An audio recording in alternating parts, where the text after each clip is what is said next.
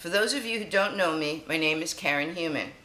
I am proud to be serving as your District 12 president, and I couldn't be more proud to have been in that position for over these past 2 years and a half. Besides all of the fantastic work that our auxiliary members always do, and despite the threat of COVID, along with 3 posts having their charters suspended and temporarily shut down, as well as other major significant issues, our 20 incredible units in the Mighty 12 rallied to earn first place for the 2019 to 2020 year in membership at 104.9%. Yay! I can also proudly say that over this past year, most of our units requested and received a proclamation from their city or township in honor of the 100th year of the American Legion Auxiliary. Communication is the key in District 12. Therefore, last summer, I began holding district teleconference calls on the second Sunday of every month at 7 p.m. via a system called freeconferencecall.com. They are for the unit presidents, however, all members are invited to listen in.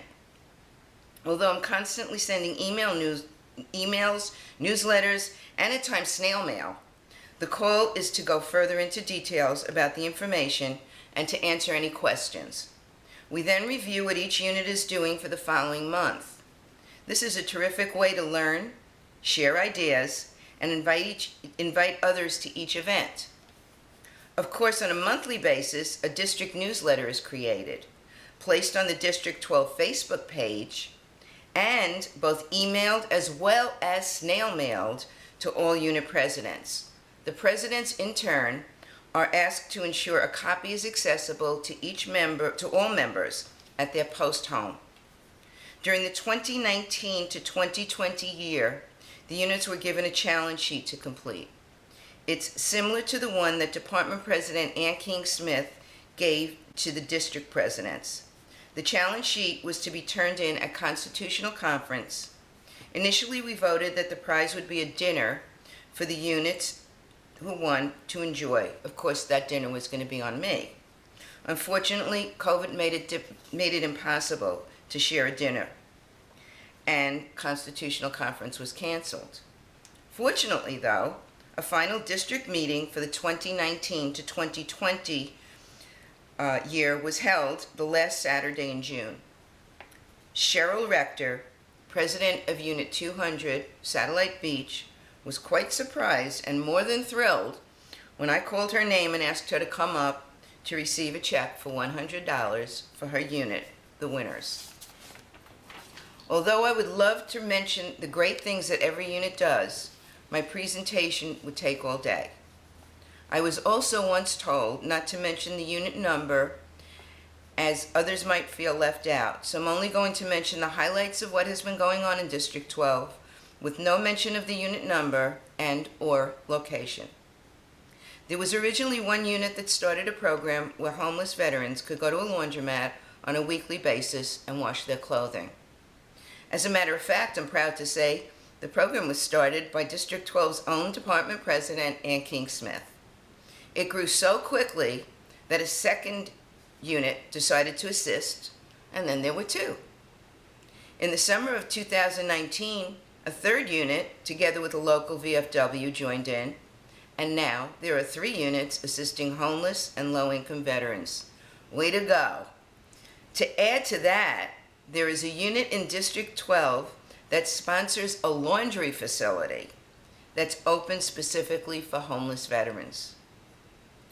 A unique idea came from one unit by adding a Legion Rider liaison to their group. In that way, there could be better communication between the riders and the unit. Joy for All mechanical cats have been requested by some nursing homes in lieu of many other donations that they've been receiving. They're quite expensive and are not often received because of the cost. One unit donated 5 cats in February of this year to the VA hospital in Lake Nona. As we all know, Department President Ann's fundraiser of choice is Honor Flight. In addition to Honor Flight recruitment dinners that were held by at least 3 units in 2020, there were numerous fundraisers held to support Honor Flight, with more to come. Some of the fundraisers include a gun raffle, a Wild West murder mystery dinner, a talent show, a bunco party, and a luau dinner. Another unique and fascinating idea that comes from one unit in District 12 began with what they are calling an annual auxiliary retreat. They not only spent the time away getting to know each other, but they ensured that they spent time each day learning more about the American Legion Auxiliary. Prior to a trip set up with Department Children and Youth Chairman Dee Bell to Camp Boggy Creek, and this was a district trip, in February, District 12 worked on collecting supplies to bring with us. Blankets, toys, and art supplies were either brought by those who came on the trip or stuffed into my SUV, which was full to the brim, prior to the trip for me to deliver. One small unit had been crocheting moisture barrier mats for the homeless as one of their major projects. However, a few members of other units saw the mats and began making them as well. For the past few years, one of District 12's units has been holding a Purses with a Purpose drive. Another unit has picked up on the idea and is going to continue with it throughout the year. As soon as they have sufficient supplies, the unit will have a stuffing party, donate the purses, and start over again. A fun time is one unit's sip and paint. They have a local artist come in, set up easels, and teach each member to paint a scene in a few hours. All supplies are included, and everyone goes home with their own creation. Members from other units have heard about it and are already asking for more information. I'm proud to say District 12 is a huge supporter of our troops overseas. There are multiple units that set out care packages. Those national security chairmen are amazing. District 12 has shown our respect for our fallen soldiers in many ways as well. One unit held an amazing Gold Star Mother's Luncheon last year. The mothers in attendance were showered with gifts and treated like queens.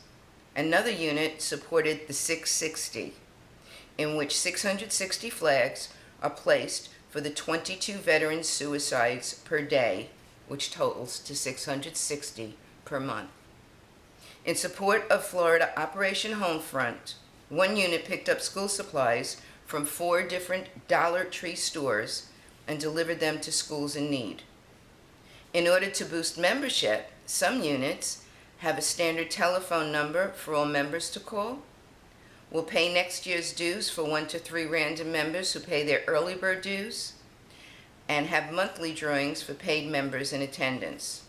Other events that units performed were Soul Food Sunday, where they're serving food to the community, Kentucky Derby Day, a yard sale with all donated items, NASCAR race game, a tea party, card party, brides of yesteryear, farmers market, delivering food to first responders, and this year, because of COVID, some of them received gift cards in lieu of food, blood drives, quarter auctions, putting flags on the graves for holidays, fundraising for breast cancer, flag burning events, coupon collecting, 9/11 ceremonies, MIA POW ceremonies, holiday parades, scholarships, and multiple donations, including donations to schools for supplies and money, to veteran suicide. We had donations for a veterans baby shower, donations to veterans at Lake Nona, Camp Boggy Creek, Fisher House, COTA, COTA, and the victims of various hurricanes. During the COVID shutdown, many of our auxiliary members assisted with the cleaning and fixing of the posts. Although most units are back to having regular meetings, some are still meeting virtually. As a matter of fact, one unit is meeting via Zoom. I thank you all for listening to me, and I hope you have a great year.